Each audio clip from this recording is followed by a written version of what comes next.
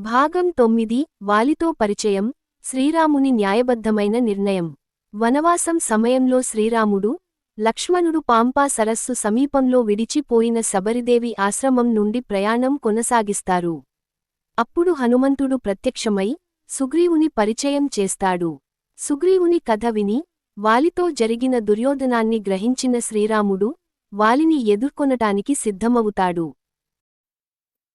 అనగనగా పాంచవటిలో ప్రవేశించిన శ్రీరాముని కన్నుల ముందుకు తొలిసారి వచ్చి నిలిచిన ఓ దేవదూత రూపధారి వానరుని రూపంలో ఉన్న అతని ముఖంలో పరమ చైతన్యం మెరుస్తోంది. అతని మాటల్లో గంభీరం, గౌరవం, భక్తి. హనుమంతుడు భక్తి శ్రద్ధ కల గంభీర స్వరం. ప్రభూ, మీరు ఈ దండకారణ్యమున ఏ స్వరూపం? మానవుని వేషంలో ఉన్న మీలో పరమాత్మ తేజస్సు అంకితంగా కనిపిస్తోంది. నేను కిష్కింధలో వాలికి సేవ చేసే వానరుని. నా పేరు హనుమంతుడు. నాకు సేవే ధర్మం. నమ్ శ్రీరాముడు. హనుమంత, నీ వాక్చాతుర్యం చూస్తే బ్రహ్ముడే నీకు విద్యాభిషేకం చేసినట్టుంది. నీ భక్తి శ్రద్ధ నాకు హృదయాన్ని తాకింది. ఆ సంభాషణ, ఆ కలయిక, అది కాలజేతంగా రామహనుమత్ సంబంధాన్ని స్థిరం చేసింది. హనుమంతుడు రామబంధువయ్యాడు. సేవలో నిమగ్నమైన శక్తిశాలి మార్గదర్శి. ఈ తరుణంలో సుగ్రీవుని బాధను విని రాముడు ధర్మస్థాపన కోసం సిద్ధమవుతాడు. ప్రభూ, నా అన్న వాలి నా భార్యను బలవంతంగా తీసుకొని నాకు రాజ్యాన్ని కూడా ఇవ్వలేదు. నా బాధను మీరు తప్పకుండా గ్రహిస్తారు కదా. శ్రీరాముడు ధైర్యంగా, సుగ్రీవా, న్యాయం నీ వైపే. ధర్మాన్ని నిలబెట్టే బాధ్యతను నేను స్వీకరిస్తాను. శ్రీరాముని ధర్మపాలనకు సాక్ష్యంగా వాలి సంహారం ప్రారంభమైంది. వాలి నప్పికం చేస్తారు. రామా, నీకు నేనేమీ చేయలేదు. నీవు నన్ను వెనుక నుండి వధించటం న్యాయమా? శ్రీరాముడు, వాలి, నీ సోదరునిపై అన్యాయం చేసిన నీకు ఇక రాజ్యాధికారం అర్హత లేదు. నీవు ధర్మాన్ని విస్మరించినావు. ఈ శరం నీకు విమోచనముగా మారుతుంది. వాలి తన జీవితాంతంలో రాముని ధర్మం ముందు తలవంచాడు. ఆ వధతో సుగ్రీవుడు రాజ్యానికి అధిపతిగా ఏర్పడ్డాడు. తాత్పర్యం: ఈ ఘట్టం మనకు చెప్తుంది, ధర్మం అంటే మత భావన కాదు, అది సమాజానికి, వ్యక్తిగత సంబంధాలకు న్యాయం కల్పించే మార్గం. శ్రీరాముడు తన మిత్రుడికి సహాయం చేస్తున్నంత మాత్రాన వాలిని సంహరించలేదు. ధర్మ విరుద్ధంగా ప్రవర్తించిన వానికి శిక్ష అవసరం అనే సూత్రాన్ని పాటించాడు. ఇదే శ్రీరాముని విశిష్టత. భాగం 6 సముద్రలాఘవము, సీతాదేవి దర్శనం మరియు లంకాలో గర్జించిన హనుమంతుడు. ప్రియ భక్తులారా, శ్రీరామునితో హనుమంతుని తొలి భేటీతో ప్రారంభమైన రామాయణ పర్వగాథ ఇప్పుడు తన నూతన దశలోకి ప్రవేశిస్తోంది.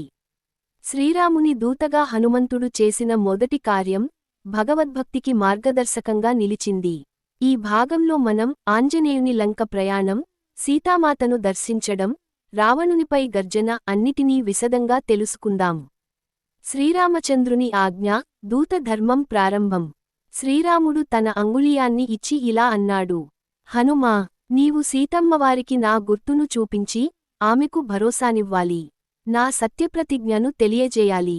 ఇది కేవలం సందేశం కాదు, ఇది దైవదూతకి లభించిన పూర్ణ ధర్మబాధ్యత. మహేంద్రపర్వతం వద్ద విశ్వవీరుడి ఉత్సాహం. వానరసేన అంతా లంకకి ఎవరు వెళ్లగలరో అని విచారించుతున్నప్పుడు జాంబవంతుడు హనుమంతుని శక్తిని గుర్తుచేశాడు. ఓ హనుమా, నీ శక్తి అమితమైనది. నీవు తండ్రి వాయుదేవుని వలె గగనమును తాకగలవు. నీలోని పరాక్రమాన్ని నీవు మర్చిపోయావు. ఈ మాటలు వినగానే హనుమంతుడు తన విస్తృత రూపాన్ని మలచాడు. ఆయన పరాక్రమం సముద్రపు అలలను దాటిపోయేలా ఆకాశాన్ని తాకింది. వాయువుల చీలికలో ఆయన ఆకాశగమనం ప్రారంభించాడు. సముద్రలాఘవము, అద్భుత దృశ్యం. సముద్రం మీదుగా గగనవేగంగా ప్రయాణిస్తున్న హనుమంతుడిని పరీక్షించేందుకు మాయానగరి సురస ఒక రూపంలో ప్రత్యక్షమైంది.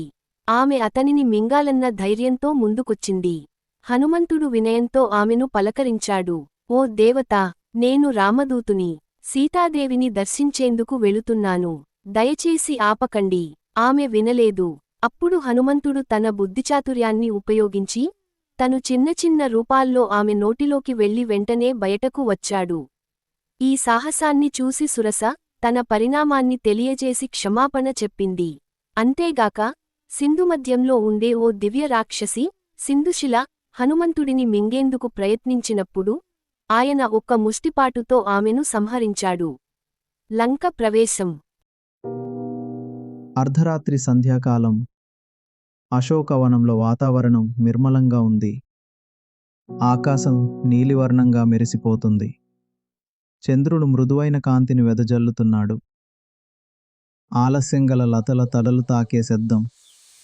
అలాంటి పుణ్యక్షణంలో ఆకాశంలో వీరంగా శాంతంగా ఎగిరే ఒక ఆకృతి. అది వానరుడి రూపంలో ఉన్న ఆత్మలో శ్రీరాముని ధ్యానంతో నిండిన రూపం. ఆరాధనతో శ్రీ ఆంజనేయుడు లంకను దాటి ఆ మార్గమధ్యమంతా అనేక అడ్డంకులను ఎదుర్కొని ఇప్పుడు అశోకవనాన్ని చేరుకున్నాడు. అక్కడే ఓ చెట్టు నీడలో ఆకలితో దుఃఖంతో ధైర్యంగా ఎదుర్కొంటూ ఆమె కూర్చున్నది. ఆమె ఓ సతి సంకల్పత్మిక, ఓ సహన సంపన్న, ఓ సీతాదేవి. హనుమంతుడు ఈ మాత్రం బంధించబడి ఉన్న శోకాన్ని చూసినదే సరే, ఇది అవనికి వెలుగు, శ్రీరాముని ప్రియతమ సీతాదేవి. మాత, ఓ జనకాత్మజ, శ్రీరాముని నుండి ఒక సందేశం తెచ్చుకున్నాను. ఓ కొంచెం భయంగా ముడుచుకున్న చిలుకల చిలిపిగాత్రం. సీతాదేవి: ఓ వానరా, నీవు ఎవరు?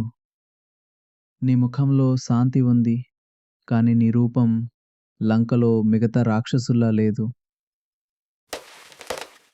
హనుమంతుడు: మాత, నేను వానరులలో సర్వోత్తముడైన హనుమంతుడిని, శ్రీరాముని దూతను. నీవు రక్షణలో ఉన్నావనే వార్త విని ఆయన ఆత్మ బాధపడుతున్నాడు. హనుమంతుడు తన చిన్న రూపాన్ని స్తంభింపజేసి ఆలోచనాత్మకంగా తన మాటల ద్వారా రాముని ప్రేమను వివరించెను. ఈ చూడామణి నిజమని ప్రభు చెప్పారు. ఇదే రాముని ప్రేమకు గుర్తు. ఇది చూస్తే మీకు ఆయన స్పర్శ కలుగుతుంది మాత. సీతాదేవి: హనుమంత, నా హృదయాన్ని తాకే మాటలు విన్నాను. ఈ చూడామణి నాకు రాముని సన్నిధిని తలపించింది. ఈ దూతగా వచ్చిన వైనం చూసి నా ఆశ తిరిగింది. ఆ క్షణం ఆ అశోకవనము ఓ దివ్య దర్శన క్షేత్రంగా మారింది. ప్రేమ, భక్తి, ధర్మం ఒకే చోట కలిసిన ఘట్టం. హనుమంతుడు: మాత, ఇప్పుడు తిరిగి వెళ్ళి ప్రభువుకు వార్తను అందిస్తాను. మీ శుభం కోసం, మీ దర్శనం కోసం రాముడు త్వరలో రావడానికి సిద్ధమవుతున్నాడు.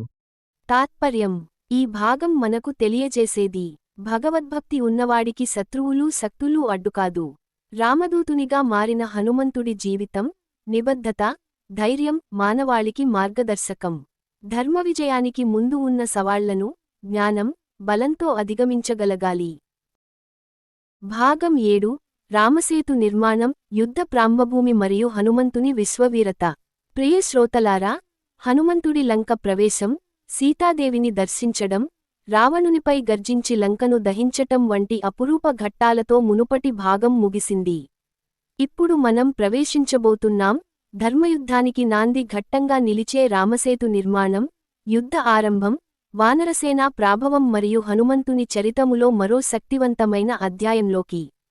హనుమంతుని వార్త, శ్రీరాముని హృదయానందం. హనుమంతుడు లంకయాత్ర ముగించుకొని తిరిగి వచ్చి సీతామాత స్థితిని, తన సందేశాన్ని రామునికి వినిపించాడు. సీతాదేవి ఇచ్చిన చిరంజీవి మణిని చూపించి భద్రమైన వచనాలతో రామునికి ధైర్యం చెప్పాడు. ప్రభూ, సీతామాత చింతనలో ఉన్నారు.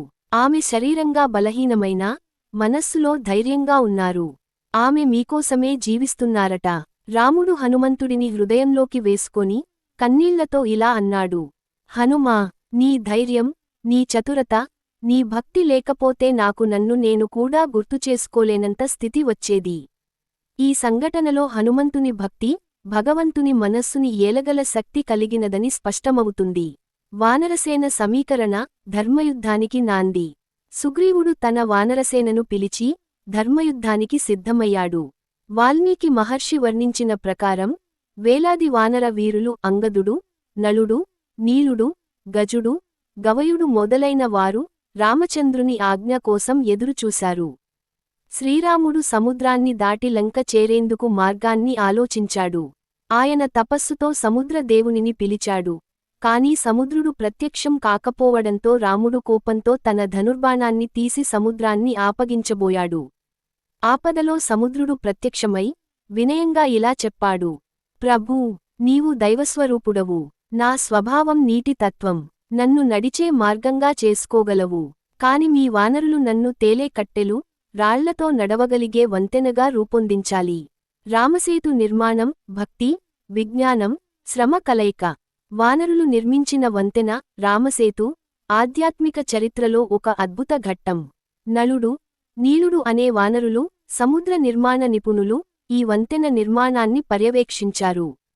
వనరులు శ్రీరాముని నామాన్ని రాళ్లపై రాసి సముద్రంలో వేస్తూ అవి తేలుతూ వంతెనగా మారిన దృశ్యం మన ఆధ్యాత్మిక విశ్వాసానికి ప్రతీక. హనుమంతుడు పెద్ద పెద్ద పర్వతాలను తీసుకువచ్చి సముద్రంలో నిమజ్జింపజేస్తూ తన పరాక్రమాన్ని ప్రదర్శించాడు. ఈ వంతెన నిర్మాణంలో ప్రతి వానరుడు తనకు సాధ్యమైన అత్యంత శక్తిని సమర్పించాడు. లంక ప్రవేశం యుద్ధ శంఖం మోగిన దశ. రామసేతు పూర్తయిన తరువాత వానరసేన, శ్రీరాముడు, లక్ష్మణుడు లంకకు ప్రయాణం ప్రారంభించారు. యుద్ధ భూమిలో ఆకాశంలో మేఘాలు చీకటి రేఖలుగా మారాయి. ధర్మాధర్మ పోరాటానికి నాంది దిశగా ప్రస్థానం ప్రారంభమైంది. వాళ్లు లంకలో ప్రవేశించగానే రావణుని దూతలు ఈ సమాచారం వినిపించగా రావణుడు గర్వంతో ఇలా అన్నాడు: ఓ చిన్న మనిషి, రాక్షస సామ్రాజ్యాన్ని ఎదుర్కొంటాడా? అతని శరీరాన్ని నలిపేయండి. కాని రావణుని అహంకారపు పదాలు ధర్మానికి ఎదురుగా ఉన్న మూఢ విశ్వాసాలు మాత్రమే. వాస్తవంగా వచ్చింది ధర్మం స్వరూపమే రాముడు. యుద్ధ ప్రారంభ ఘట్టం హనుమంతుడి విజృంభణ. లంక యుద్ధం మొదలైంది. వానరసేన గర్జనలతో రాక్షససేన కదలికలు కలిగాయి. రాక్షసులు రాముడు, లక్ష్మణుడు, వానరులను అడ్డుకునేందుకు రావణుని అనేక మంది బలమైన పుత్రులను పంపారు. హనుమంతుడు యుద్ధభూమిలో తన శక్తిని విపరీతంగా ప్రదర్శించాడు. ఒక్క ముష్టిపాటుతో శత్రు రథాలను ధ్వంసం చేయడం, గజాలకు ఎదురుగా గాలి వలె తూగుతూ వెళ్లడం ఇతను మానవ లోకానికి అతీతుడని స్పష్టంగా తెలియజేసింది. అనేక రాక్షసులను సంహరించిన తరువాత ఆయన లక్ష్మణునికి తోడుగా నిలిచాడు. లక్ష్మణుడు ఇంద్రజిత్తుతో యుద్ధించబోతుండగా హనుమంతుడు ప్రహ్లాదుని పాత్రను స్మరించుకునేలా ధైర్యం ఇచ్చాడు. తాత్పర్యం: ఈ భాగం మనకు ఏమి బోధిస్తుంది? పరమార్థ సాధనలో శ్రమ, సేవ, సమర్పణ, నమ్మకం ఇవే వంతెనలు. శ్రీరాముని నామం కేవలం పదమే కాదు, అది బ్రహ్మతత్వం. అది పర్వతాల్ని తేలుస్తుంది. హనుమంతుడిలోని విశ్వాసం విశ్వ విజేతగా రూపుదిద్దుకుంటుంది. భాగం 8 సంజీవని గిరి గాథ హనుమంతుని ఆకాశగమనం మరియు అమృత స్నేహ బంధం. ప్రియ శ్రోతలారా, మనం రామాయణ గాథలో అత్యంత స్ఫూర్తిదాయకమైన ఘట్టం వైపు వస్తున్నాం. ఇది కేవలం ఓ యుద్ధ విజయం గాథ కాదు, ఇది స్నేహం, త్యాగం, శక్తి, భక్తి, సమయస్ఫూర్తి, ధైర్యం అనే ఆరాధ్య విలువల ఉత్సవం. ఇంద్రజిత్తు మాయ, లక్ష్మణుని అపాయం. లంక యుద్ధం తీవ్రమవుతూ ఉండగా రావణుని కుమారుడు ఇంద్రజిత్, మేఘనాదుడు మాయవిచిత్రాలు ప్రదర్శిస్తూ యుద్ధ భూమిని కలవరపెట్టాడు. అతని మాయాస్త్రాలు యుద్ధ రంగాన్ని తలకిందలు చేశాయి. ఇంద్రజిత్ మాయశక్తులతో లక్ష్మణునిపై శక్తివంతమైన శక్తిశూలాన్ని ప్రయోగించాడు. అది లక్ష్మణుని ఛాతిని వెనుక దాకా చీల్చి వెళ్ళింది. లక్ష్మణుడు శరీర తత్వాన్ని కోల్పోయి భూమిపై పడిపోయాడు. రాముడు దగ్గరకు చేరి తన సోదరుని పరిస్థితిని చూసి దిగులుతో ఇలా అన్నాడు: ప్రాణాలు పోగొట్టుకున్నాడా? నా ధర్మయుద్ధం ఇక సంభవించదా? ఆ సమయంలో వైద్యుడు సుషేణుడు వానరుల సహాయంతో వచ్చి లక్ష్మణుని స్థితిని పరీక్షించాడు. ఆయన చెప్పినదేమిటంటే, ప్రభూ, లక్ష్మణునికి ప్రాణం ఉంది, కానీ జీవబలం 0. ఒకే ఒక మార్గం ఉంది, దూర గంధమాదన పర్వతంలోని సంజీవని బూటి. హనుమంతుని ఆకాశగమనం మరణం అంచున నిల్చిన సమయస్ఫూర్తి. హనుమంతుడిని పిలిపించి రాముడు ఇలా అన్నాడు: హనుమా, ఈ ప్రపంచంలో నిన్ను మించిన ప్రాణబంధువు నాకు లేడు. నీవు తప్ప ఈ సంజీవని రప్పించగలవాడెవ్వడూ లేడు. హనుమంతుడు ఆ మోహమాట క్షణాన్ని ప్రేమగా తలవంచుకొని నమస్కరించి ఇలా అన్నాడు: ప్రభూ, నా ప్రాణాలు మీ సేవకి అంకితం. లక్ష్మణుడు నా అన్నయ్య సమానుడు. అతడి కోసం ఆకాశాన్నే చీల్చి సంజీవని తెస్తాను. హనుమంతుడు తన శరీరాన్ని పెద్దదిగా మార్చి గంధమాదన పర్వతానికి దూసుకెళ్లాడు. వర్షాలు, అంధకారాలు, రాక్షసుల అడ్డంకులు ఏదీ అతడిని ఆపలేకపోయింది. సంజీవని గిరి నిశ్చయ శక్తికి సాక్ష్యం. గంధమాదన పర్వతానికి చేరుకున్న హనుమంతుడు సంజీవని మొక్కలతో నిండి ఉన్న పర్వత శిఖరాలను చూసి సరైన ఔషధాన్ని గుర్తించలేకపోయాడు. గడిచిన సమయం లక్ష్మణుని ప్రాణాల మీద భారంగా మారింది. ఆ సమయంలో హనుమంతుడు ఒక గొప్ప నిర్ణయం తీసుకున్నాడు. గ్రేటర్ దేన్ ఔషధాన్ని గుర్తించలేనప్పుడు మొత్తం పర్వతాన్నే తీసుకెళ్లటమే ఉత్తమం. హనుమంతుడు గంధమాదన పర్వత శిఖరాన్ని పైకెత్తి అతని భుజాలపై మోసి ఆకాశంలో దూసుకెళ్లాడు. ఆ దృశ్యం అంతెత్తుకు వెళ్ళింది. దేవతలు ఆశ్చర్యపోయారు. గంధర్వులు కీర్తనలు పాడారు. రాక్షసులు భయపడ్డారు. సంజీవని ప్రభావం, స్నేహం అంటే ఏమిటో తెలిపిన ఘట్టం. హనుమంతుడు తిరిగి వచ్చినప్పుడు వానరులు హర్షంతో అరిచారు. సుషేణుడు సంజీవని ఔషధాన్ని తయారు చేసి లక్ష్మణునికి ఇచ్చాడు. కొద్దిసేపటిలో లక్ష్మణుడు కళ్ళు తెరిచి రాముని చూసి నవ్వాడు.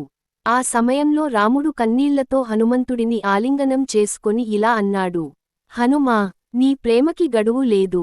నీ భక్తికి కొలత లేదు. నీవు నా సోదరుని ప్రాణాన్ని కాపాడావు. నీకు నా ప్రాణాలు అర్పించినా చాలదు.